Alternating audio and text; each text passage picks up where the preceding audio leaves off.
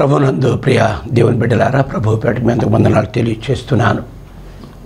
దేవుడిచ్చిన ఈ కృపను బట్టి మీ ముందు ఈ వాక్యాలు చెప్పడానికి, మిమ్మల్ని హెచ్చరించడానికి, బలపరచడానికి దేవుడిచ్చిన వాక్యాన్ని బట్టి వందనాలు తెలియచేస్తున్నాను. దేవుడు మానవుడికి ఇచ్చిన గొప్ప గ్రంథము, శ్రేష్టమైన గ్రంథము, ఇది పరిశుద్ధమైన గ్రంథము.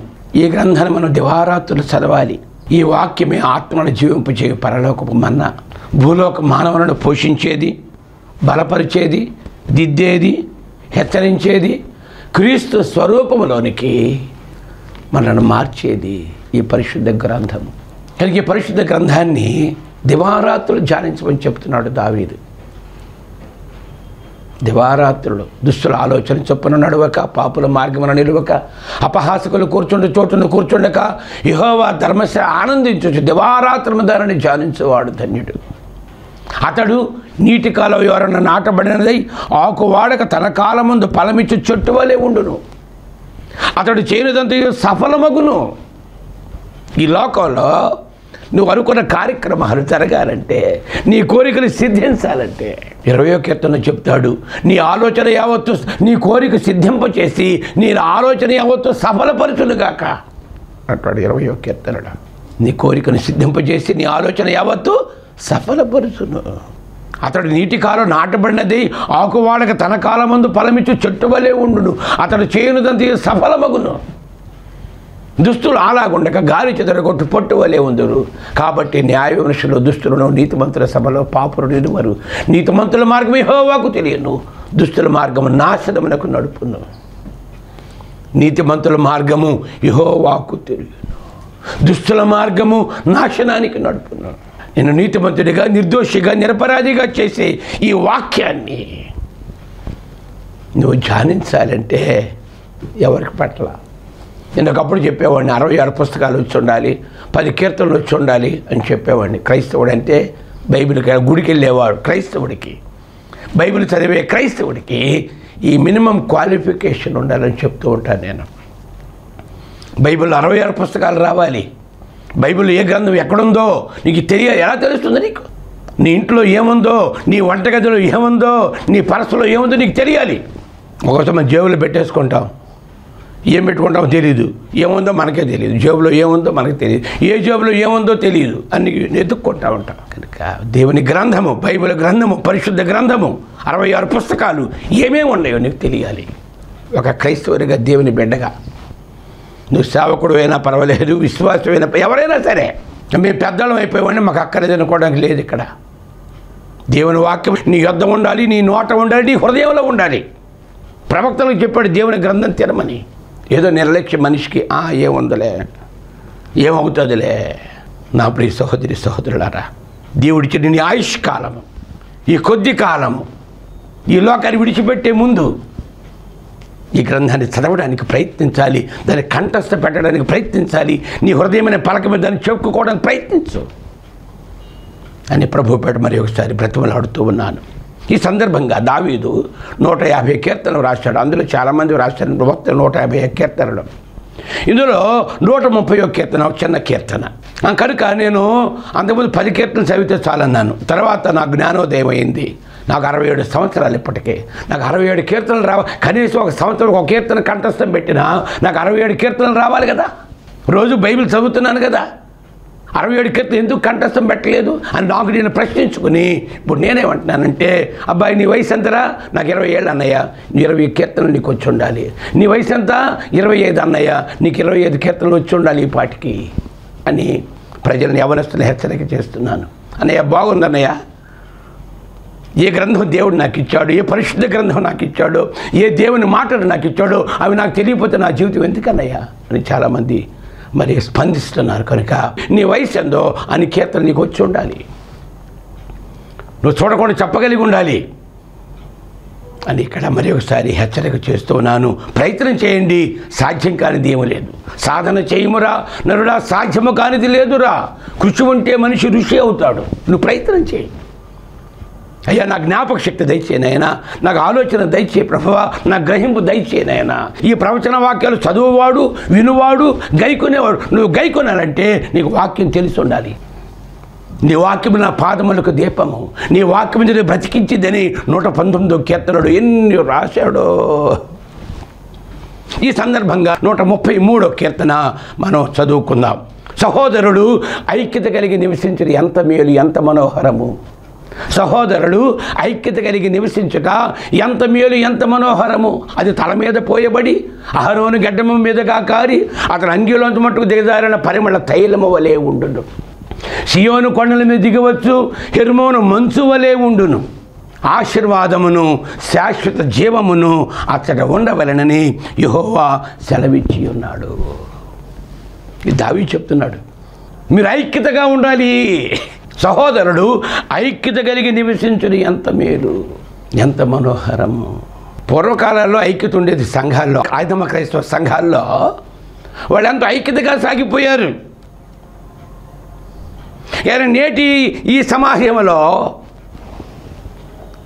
ఐక్యత లేదు, అనైక్యత. ఎక్కడ చూసినా ఐక్యత లేదు.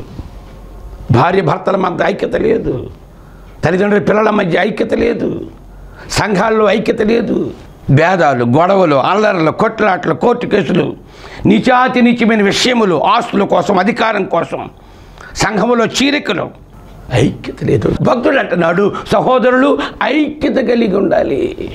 ఒకసారి ఒక దగ్గర ఒక బెల్లం మొక్క పడిందిట. బెల్లం మొక్క పడితే చీమలకు తెలిసింది బెల్లం మొక్క పడిందిరా బాబని. ఈ చీమలన్నీ వచ్చేసాయి ఈ బెల్లాన్ని తీసుకెళ్ళాలని. చీమలన్నీ పట్టుకు లాగుతున్నాయట. ఆ బెల్లం మొక్క కదలదే. ఆ చీమ అట్లా అవుతుంది, ఈ చీమ ఇట్లా అవుతుంది, ఈ చీమ ఇట్లా అవుతుంది, ఆ చీమ అట్లా అవుతుంది. బెల్లం మొక్క ఇంటికి తీసుకెళ్ళిపోవాలి, అవి తమ పుట్టలోకి తీసుకెళ్ళిపోవాలి. ఆ బెల్లం తీసుకెళ్ళిపోవాలి. మాధుర్యం అని తెలుసు, పంచదార, తీపి, మాధుర్యం కావాలి మాకని వాడికి ఎంతో ప్రేమతో ఆప్యాయతతో ఆహారం కోసం ఆ చీమలో పట్టుకుని లాగుతున్నాయి. కానీ ఆ బెల్లం ముక్క అక్కడే ఉందండి. లాగుతున్నాయి లోపల పెద్ద చీమ, రాణి చీమ వచ్చిందంటే ఏం చేస్తారంటే అమ్మ బెల్లం ముక్క దొరికింది ఇక్కడ, మనం ఇంటికి తీసుకుపోదామని వస్తుంటే కదలటం లేదంటే మీరు ఎలా లాగుతున్నారు? నువ్వేమో నీ వైపు లాగుతున్నావు, నేను నా వైపు లాగితే ఒరే బాబు అందరూ కలిసి ఒక లైన్లో ఒకవైపు లాగాలయ్యా. మీరు ఐక్యతగా ఒకవైపు లాగితే మరి ఇంటి వైపు లాగితే వస్తుందిరా.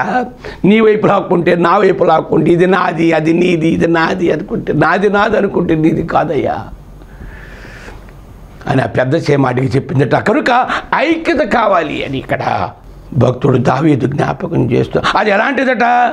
తల మీద పోయబడి అహరోను గడ్డము మీదగా కారి అతని అంగీల అంచు వరకు దిగజారిన పరిమళ తైలము వలె.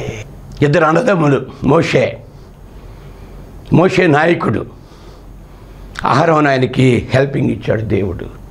ఈ అహరోను దేవుడు మరి తన మందిరంలో పరిచర్యకు వాడుకున్నాడు, అహరోను ప్రతిష్ఠించుకున్నాడు.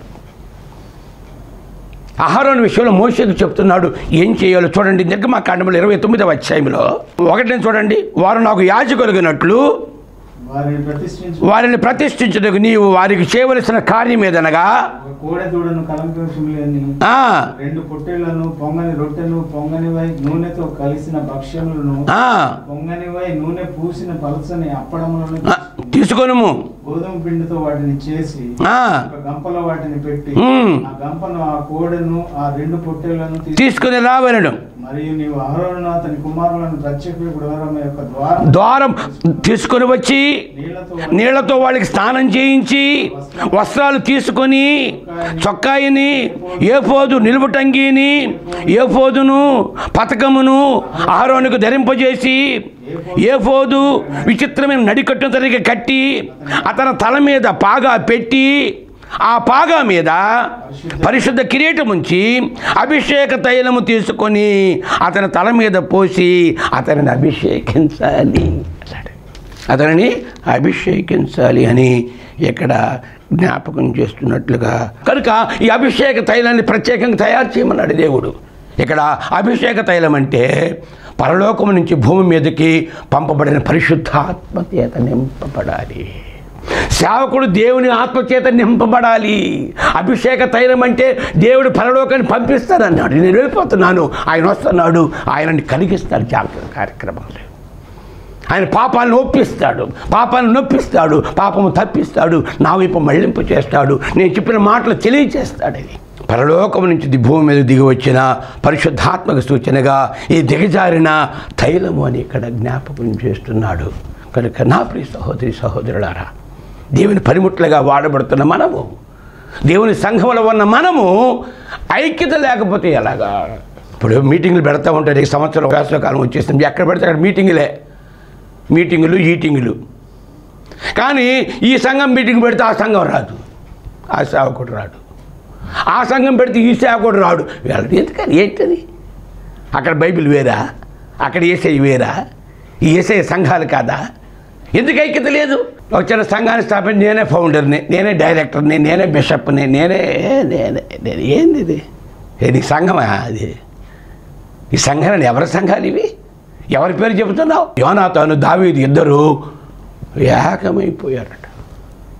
ఐక్యత కావాలండి. ఒక కార్యం జరగాలంటే ఐక్యత లేకుండా మనం ఏమీ చేయలేము. లోకంలో సమాధానం లేకుండా మనం ఏమి చేయలేము. ఒకరు అడుగుతాడు, ఒకరు పోతుంటే ఏ ప్రభు అన్నాడు, నన్ను పోరు నడుచుకోమన్నాడు. పౌలు గారు అన్నాడు, నేను యేసయ్య పోరు నడుచుకున్నాను, మీరు నన్ను పోరు నడుచుకోండి. ఎన్ని మాటలు ఐక్యత గురించి బైబిల్లో ఎన్నో మాటలు. చూడండి, 2వ కొరింథీయుల రాసిన పత్రిక 13వ అధ్యాయం 11 చదవండి. కనుక సహోదరులు ఐక్యత కలిగి నివసించాలి. అక్కడే ఆశీర్వాదము, అక్కడే దీవెన, అక్కడే అభివృద్ధి. సైతాను విడగొట్టేవాడు దేవుడు, ఐక్యత కలిగించేవాడు దేవుడు, సమాధానపరిచేవాడు సైతాను అసమాధానాన్ని కలిగించి విడగొట్టి నరకానికి తీసుకుపోవడానికి సాతాను ప్రయత్నం చేస్తున్నాడు. 2వ కొరింథీయుల రాసిన పత్రిక 13వ అధ్యాయం 11 చదవండి.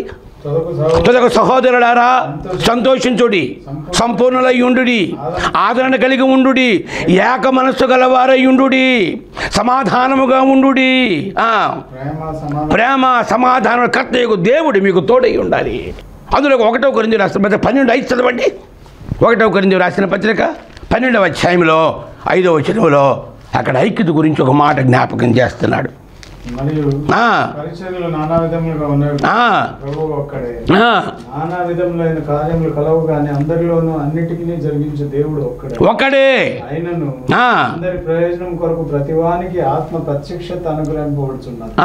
ఎలాగనగా ఒకనికి ఆత్మ మూలముగా బుద్ధివాక్యము, మరి ఒకనికి ఆత్మను అనుసరించిన జ్ఞానవాక్యము, మరి ఒకనికి ఆత్మ వలననే విశ్వాసము, మరి ఒకనికి ఆ ఒక్క ఆత్మ వలనే స్వస్థపరచు వరములను, మరి ఒకనికి అద్భుత కార్యములు చే శక్తియు, మరి ఒకనికి ప్రవచన వరమును, మరి ఒకనికి ఆత్మల వివేచనయు, మరి ఒకనికి నానా విధముల భాషలను, మరి ఒకనికి భాషల అర్థము చెప్పు శక్తియు అనుగ్రహింపబడు.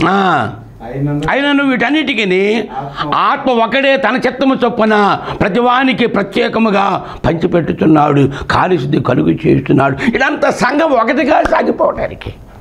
శరీరంలో అవయవాలు ఉన్నాయండి, ఈ అవయవాలని పనిచేస్తేనే శరీరం నడుస్తుంది ఐక్యతగా. ఒకసారి ముక్కు అందట, కళ్ళు ఎందుకు కళ్ళద్దాలు నా మీద పెడుతున్నావు, నీ మీద పెట్టుకో, ఎక్కడైనా పెట్టుకోన్నాయట. ఆ కళ్ళు అన్నాయట, అమ్మ సరే నేను నా కళ్ళు కనబడకపోతే తగిలే దెబ్బ ముందు నీకేనే ముక్కు పగిలిపోతుంది. మనమందరం కలిసికట్టుగా ఉంటేనే ఈ శరీరం జాగ్రత్తగా ఉంటుంది, లేకపోతే ఎక్కడక్కడ మొక్కలు చెక్కలై చిన్నాభిన్నలు అయిపోతాయి. నా ప్రియ సహోదరి సహోదరులారా, ఏ ప్రభు అయితే సమాధానం కోసం ఐక్యత కోసం మన కోసం ప్రాణం పెట్టి రక్తం చిందించి యూదుడని గ్రీసు దేశస్థుడని ఏ భేదము లేకుండా ఐక్యతగా సాగిపోయి సంఘాన్ని బలపడతారని ఆశించాడు. ఆ ఆశని మనం ఒమ్ము చేస్తున్నామని ఇక్కడ ప్రభు పేరట జ్ఞాపకం చేస్తున్నాను. కనుక నా ప్రియ సహోదరి సహోదరులారా, దేవుడిచ్చిన ఐక్యత మనం కాపాడుకోవాలని ఈ బైబిల్ గ్రంథంలో ఎన్నో మాటలు. చూడండి, యోహాను సువార్త 17వ అధ్యాయంలో ప్రభు ఏమంటున్నాడు? యోహాను సువార్త 17వ అధ్యాయంలో యేసయ్య ఈ లోకంలో ఉన్నప్పుడు తన దేవునితో మాట్లాడుతున్నాడు. 20-21 చదవండి. మరియు నీవు నన్ను పంపితివని లోకము నమ్మునట్లు తండ్రి నా యొద్ద నీవును నీ యందు నేనును ఉండలాగున వారును మన యందు ఏకమై ఉండవలెనని వారి కొరకు మాత్రం నేను ప్రార్థించడం లేదు. వారి వాక్యం వలన నా యందు విశ్వాసముంచు వారందరూ ఏకమై ఉండవలెనని వారి కొరకు ప్రార్థించుచున్నాను. మనము ఏకమై ఉన్నలాగున వారును ఏకమై ఉండవలెనని నాకు అనుగ్రహించిన మహిమను నేను వారికి ఇచ్చితిని అని ఇక్కడ జ్ఞాపకం చేసి, కనుక ఏకాత్మ కలిగి ఉండాలి అని ఇక్కడ జ్ఞాపకం చేస్తున్నాడు. కనుక నా ప్రియ సహోదరులారా, ఎఫెసీయులకు రాసిన పత్రిక 4వ అధ్యాయం మొట్టమొదటి చదవండి. కాబట్టి మీరు సమాధానమును బంధము చేత ఆత్మ కలిగించు ఐక్యతను కాపాడుకున్నట్టు యందు శ్రద్ధ కలిగిన వారై ప్రేమతో ఒకరినొకడు సహించుచు మీరు పిలువబడిన పిలుపుకు తగినట్లుగా దీర్ఘ శాంతముతో కూడిన సంపూర్ణ వినయముతోనూ సాత్వికముతోనూ నడుచుకొనవలనని ప్రభువుకు బట్టి ఖైదీనని నేను మిమ్మల్ని బ్రతిమలాడుకొనుచున్నాను. కాబట్టి మీరు సమాధానమైన బంధము చేత ఆత్మ కలిగించే ఐక్యతను కాపాడుకొనుట యందు శ్రద్ధ కలిగి ముందుకు సాగిపోవాలని ఇక్కడ జ్ఞాపకం చేస్తున్నట్లుగా ప్రభు మాట్లాడుతున్నాడు. కనుక నా ప్రియ సహోదరి సహోదరులారా, పూర్వకాలంలో వాళ్ళు ఎంతో ఐక్యతగా ఉండేవాడు సంఘములు. అందువల్ల సంఘము ఎంత అభివృద్ధి పొందిందో అనేక విషయాలు బైబిలులో ఎన్నో మనం చూస్తాం. కనుక నా ప్రియ సహోదరి సహోదరులారా, సహోదరులు ఐక్యత కలిగి నివసించాలని దేవుని వాక్యం జ్ఞాపకం చేస్తుందని ఈ ప్రభు పేరట మనవి చేస్తున్నాను. ఎక్కడ ఐక్యత ఉంటుందో, ఎక్కడ సమాధానం ఉంటుందో, ఎక్కడ సహింపు ఉంటుందో అక్కడ అభివృద్ధి ఉంటుంది. కానీ నువ్వు ఎన్ని ప్రయత్నాలు చేసినా ఒకటి మీద ఒకరికి అసూయ, ద్వేషము, పగ, ఈర్ష్య, కక్ష, ఈ దుర్గణాలు ఎప్పుడైతే మనలో ఉంటాయో మనకు అభివృద్ధి ఉండదు, మనకి ఆనందం ఉండదు, సంతోషం ఉండదని ఇక్కడ జ్ఞాపకం చేస్తున్నట్లుగా చూస్తున్నాం. కనుక 137వ కీర్తన మనకి తప్పకుండా రావాలని మరి ఒకసారి ఈ ప్రభు పేరట మనవి చేస్తూ ఉన్నాను. కనుక ఐక్యతను కాపాడుకోవాలని మనవి చేస్తున్నాను.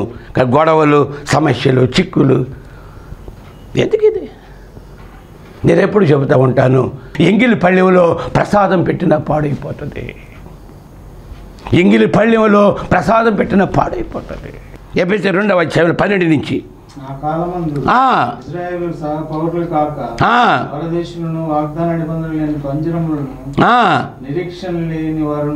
లోకమందు దేవుడు లేని వారయ్యుండి క్రీస్తునకు దూరస్తులై ఉంటే మీరు జ్ఞాపకం చేసుకున్నది.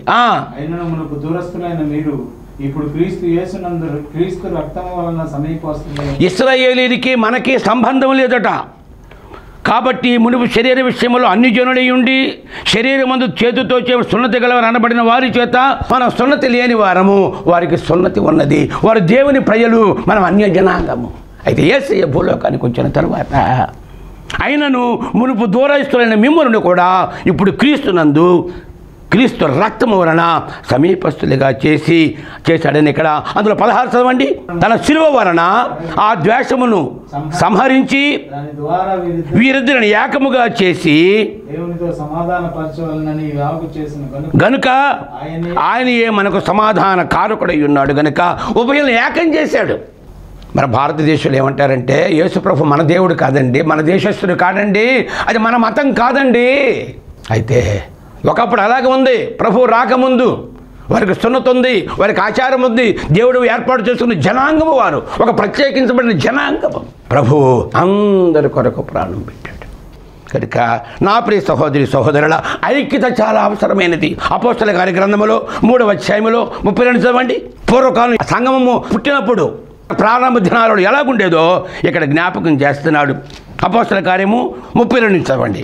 ఆ రోజుల్లో యేసుప్రభు చనిపోయి పరలోకి వెళ్ళిపోయిన తర్వాత కొత్తగా సంఘం స్థాపించబడి హతసాక్షులైపోతున్న సందర్భంగా, సువార్త వ్యాపించిపోతున్న సందర్భంలో విశ్వసించిన వారందరూ ఏక హృదయమును ఏకాత్మయు గలవారై ఉండిరి. ఎవడునో తనకు కలిగిన వాటిలో ఏదియు తనదని అనుకొనలేదు. వారికి కలిగినదంతయు వారికి సమిష్టిగా ఉండెను. ఇదియుగాక అపోస్తులుడు బహుబలముగా ప్రభువైన యేసు పునరుద్ధానమును గూర్చి సాక్ష్యం ఇచ్చారు. తర్వాత దైవకృప అందరి యందు అధికముగా ఉండెను. భూములైనను ఇండ్లైనను కలిగిన వారందరూ వాటిని అమ్మిన వాటి వెల తెచ్చి అపోస్తుల పాదములు పెట్టుతూ వచ్చిరి. వారు ప్రతివానికి వాని అక్కరల కొలది పంచిపెట్టారు. కనుక ఎందుకు ఈ యొక్క వాక్యం మనకి ఎందుకు అర్థం కాదు? ఎవడొక సంఘాన్ని మనకిచ్చాడు, ఒక కుటుంబాన్ని మనకిచ్చాడు. ఈ కుటుంబాలు, ఈ సంఘాలు ఏక సంఘంగా, వధువు సంఘంగా పరలోకానికి వెళ్ళిపోవాలి. ఆ సేవకుడు అంటే ఎందుకు నీకు పడదు? ఈ సేవకుడు ఎందుకు నీకు పడదు? ఎందుకు సేవకుడితో సరదాగా ముందు కలిసి వెళ్ళలేకపోతున్నావు? ప్రజలు చెప్పలేకపోతున్నావు, చేయి కలపలేకపోతున్నావు? వాళ్ళతో మాకెందుకండి, వీళ్ళతో మాకెందుకండి? నా ప్రియ సహోదరి సహోదరులారా, అందరి కోసం పెట్టాడు తన ప్రాణాన్ని, అందరి కోసం రక్తం చిందించాడు. మంచివాడి మీద పెడుతున్నాడు, చెడ్డవాడి మీద పెడుతున్నాడు. నీకెందుకయ్యా? ఎవరు చెడ్డవాళ్ళు, ఎవరు మంచివాళ్ళు? సహోదరులు ఐక్యత కలిగి నివసించడం ఎంత మేలు. రూతు సంగతి ఆలోచిస్తే, ఇద్దరు కోడళ్ళు రూతు జీవితంలో, ఇద్దరు కొడుకులు చచ్చిపోయారు, భర్త చనిపోయాడు. ఆ సందర్భంలో రూతు అంది, కోడలు ఇద్దరు పిలిచింది, కోడళ్ళారా ఇక నాది గారు ఏమీ లేదు, నేను నష్టపోయాను, శాపగ్రస్తురాలు అయిపోయాను, దేవుని విడిచిపెట్టాను, దేవుని పట్టణాన్ని విడిచిపెట్టానమ్మా, ఈ మోయాబు దేశంకి వచ్చి శాపగ్రస్తులు అయిపోయాను, నా దగ్గర ఏమీ లేదమ్మా, మీరు వెళ్ళిపోండి, నేను నా యొక్క పట్టణానికి వెళ్ళిపోతున్నాను.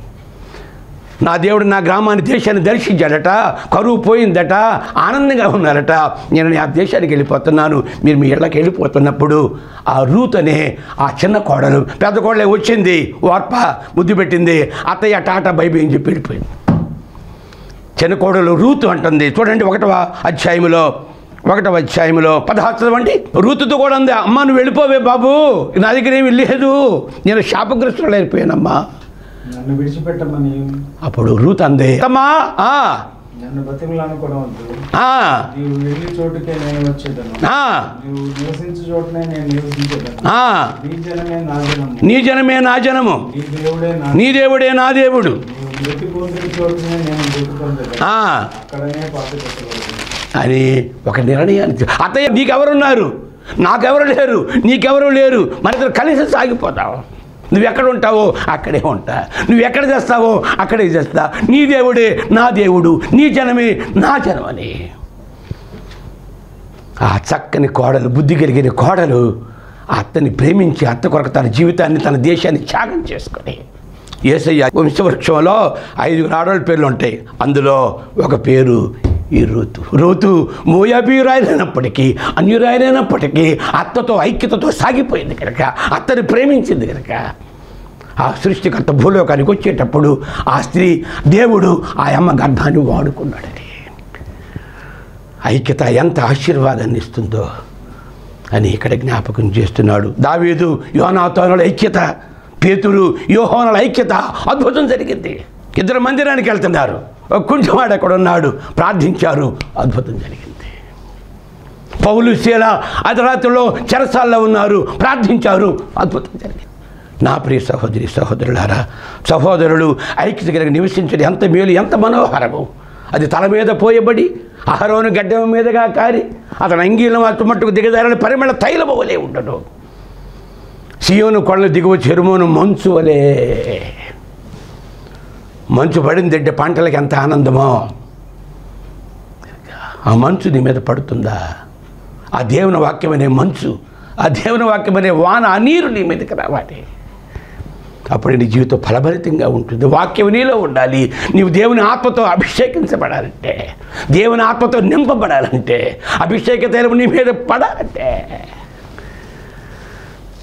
నీలో ఐక్యత ఉండాలి, సమాధానం ఉండాలి, శాంతి ఉండాలి, మంచి ఆలోచనలు, మంచి ఉద్దేశాలు. ఏం పట్టుకుపోతావు? ఎంతకాలం లోకంలో ఉంటావు, ఏం పట్టుకుపోతావు? నువ్వేం సంపాదిస్తున్నావు అని దేవుడు అడిగితే ఏం చెప్తావు? అనేక మాటలు ఇక్కడ జ్ఞాపకం చేస్తున్నాడు గట్టుగా. నా ప్రియ సహోదరి సహోదరులారా, పూర్వకాల సంఘము ఈ విధంగా శాఖలుగా విజృంభించడానికి, వ్యాపించడానికి కారణం ఏమిటంటే, మిషనరీస్ లోకానికి వచ్చి బ్యాప్టిస్ట్ వారు వచ్చారు, కెనడియన్ బ్యాప్టిస్ట్ వాళ్ళు, అమెరికన్ బ్యాప్టిస్ట్ వాళ్ళు, మెథడిస్టులు వచ్చారు, మిషనరీస్ వచ్చారు, వారు ప్రాణాలు ధారపోసారు, వారు ఆస్తి ధారపోసారంటే. ఈనాడు సంఘాలు ఈ విధంగా అభివృద్ధి చెందాయంటే, ఆనాడు ఐక్యతగా ఎవరు ఇక్కడ సేవ చేస్తున్నారా బ్యాప్టిస్ట్ వాళ్ళు, పక్కకి వెళ్ళిపోయేవాళ్ళు కెనడా వాళ్ళు, అక్కడ అమెరికా వాళ్ళు, ఇక్కడ కెనడా వాళ్ళు. సువార్త ప్రకటించాలి, సువార్త వ్యాప్తి చెందించాలి అన్న ఉద్దేశమే, దృక్పథమే. కానీ ఈ ఆస్తులు సంపాదించుకుందాం, అవి సంపాదించుకుందాం, ఇది నాది, ఇది గట్లు వేసుకోవడం ఎవడు చెప్పాడయ్యా? చెయ్యి, ఎవరు చేస్తే సామర్థ్యం చెయ్యి, పరిగెత్తమని పరిగెత్తనేవి. ఎందుకు ఆపుతావు నువ్వు? గడ్డి దగ్గర కుక్క గడ్డి తినదు, ఆ దూడలు తిననివ్వదట. ఆ గడ్డి తాను తినదు, ఆ దూడలు తిననివ్వదు కనుక ఈ సమయంలో నా ప్రియ సహోదరి సహోదరు, ఐక్యత ఎంతో. 5 ఏళ్ళు ఐక్యతగా ఉంటేనే, శరీరం అవయవాలు ఐక్యతగా ఉంటేనే ఆరోగ్యము. ఏ అవయవం దెబ్బతిన్నా, ఏ అవయవం నీరసించినా శరీరంలో వ్యాధి సంభవిస్తుంది, శరీరం శుష్కించిపోతుంది, మరణం ప్రాప్తిస్తుంది. కనుక నా ప్రియ క్రైస్తవ సంఘమా, క్రైస్తవ సహోదరులారా, సేవకులారా, విశ్వాసులారా, ఒక సేవకుడు 5 ఏళ్ళు కష్టపడి సేవను పెంపొందిస్తే అతను ట్రాన్స్ఫర్ చేస్తారా పెద్దలు, సంఘ పెద్దలు? ఏమైపోతాడో సేవకుడు? సంఘాలు నిర్వీర్యం కావడానికి, శత్రువు రావడానికి, శత్రువులు కబళించడానికి సంఘంలో బలము లేదు, సంఘంలో ఐక్యత లేదు, సంఘంలో సమాధానం లేదు, గృహాల్లో సమాధానం లేదు. ఎంత డబ్బు వచ్చినా పాడైపోతుంది. అంతే తండ్రి ఒక పక్క, కొడుకు ఒక పక్క, కూతురు ఒక పక్క ఉంటే ఆ కుటుంబం ఎలా పైకి వస్తుంది? నా ప్రియ సహోదరి దావీదు చక్కని మాట, ఐక్యతగా ఉండండి రా, మీకు ఆశీర్వాదం వస్తుంది, మీరు ఎక్కువ కాలం, శాశ్వత కాలము నీకు ఎంత పెట్టాడు అంత ఇస్తాడు, ఆయుష్ ఇస్తాడు ఆయన అని చెప్పాడు కనుక సహోదరుడు ఐక్యతగా నువ్వు ఎంత మేలు, ఎంత మనోహరము అని జ్ఞాపకం చేస్తున్నాడు. మమ్మల్ని మిక్కిలిగా ప్రేమించిన మా పరలోకపు తండ్రి యేసయ్యానికి స్తోత్రాలు. చివరి దినాల్లో ఉన్నాం, ఐక్యత లేని దినాలలో ఉన్నావు, నువ్వు ఐక్యంగా ఉండమని చెబుతున్నాడు భక్తుడు దావీదు. ఐక్యత మాలో లేదు, సమాధానం మాలో లేదు. దురాత్మను దూరపరచండి, ఐక్యత కలిగించింది పరిశుద్ధాత్మ చేత మమ్మల్ని ఐక్యతపరిచి నీ పరలోక రాజ్యానికి మధ్యాకాశం నిన్ను కలుసుకునే వధువు సంఘములో మేమంతా కలిసి ఏకముగా నిన్ను కలుసుకునే శక్తి భాగ్యాన్ని అనుగ్రహించమని యేసయ్య శక్తి కలిగిన నామమును వేడుకొనుచున్నాను తండ్రి. ఆమేన్. మన తండ్రి నా దేవుని ప్రేమయు పరిశుద్ధాత్మ సహవాసము నిరంతరం మీకు తోడుగా ఉండి అధికముగా వర్ధిల్ల చేయునుగాక. ఆమేన్.